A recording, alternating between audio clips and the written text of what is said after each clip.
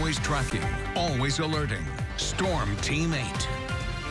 Well, good Saturday morning to you. Current time 5:15. We're waking up to a few pockets of drizzle and some light flurries. That drizzle is freezing on contact on the elevated surfaces. So cars, some branches, but otherwise it's really not causing any major travel issues out there. Storm Track Live shows those very light pockets of blue. That's where we're seeing that drizzle, occasionally mixing in with some snowflakes. But again, nothing substantial at this point. And part of the reason for that is that we've had such a mild January. Surface temperatures are very manageable. So we're not seeing any major icing up on the roadways or anything of that nature. Those pockets of drizzle and flurries are moving off to the east as well. We're at 30 degrees in Grand Rapids. It's 30 in Hastings and Battle Creek.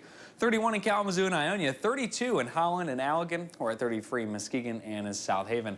Winds have gone calm in Grand Rapids. We're at 8 miles per hour in Holland, 5 miles per hour in Kalamazoo, 10 miles per hour this morning in Benton Harbor. And winds are going to remain fairly light through the day today. We don't have a wind chill in Grand Rapids with no wind. Otherwise, in most other places, it's pretty close to the air temperature, generally in the mid to upper 20s. Here's a look at our next system. It's certainly dumping more snow off to our southwest of what it's going to do here. We have winter storm warnings in place across parts of Colorado and Kansas.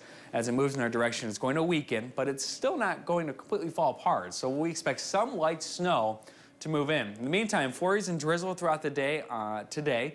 We do have the chance for some light snow tonight into Sunday, about a 1 inch of accumulation for most locations.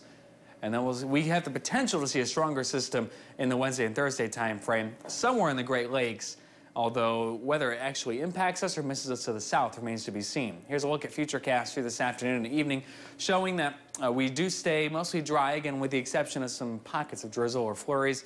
The more widespread light snow moves in during the day on Sunday. Notice best chance is going to be near and south of I-96. That continues throughout much of the day on Sunday before tapering off by late in the evening. Snowfall futurecast shows perhaps a tenth of snowfall during the day today. Not much. Best chance of that accumulating snow arrives overnight into the day on Sunday. I think generally speaking about an inch for most locations. This may be overdoing it a bit.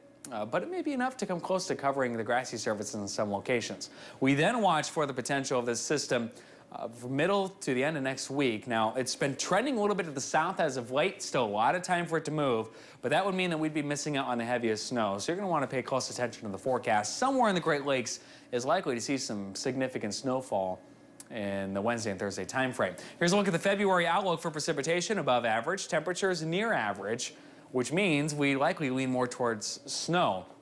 As I looked over downtown Grand Rapids, Grand Valley's campus in Allendale, and over at the airport, quiet morning out there again, with the exception of those pockets of drizzle.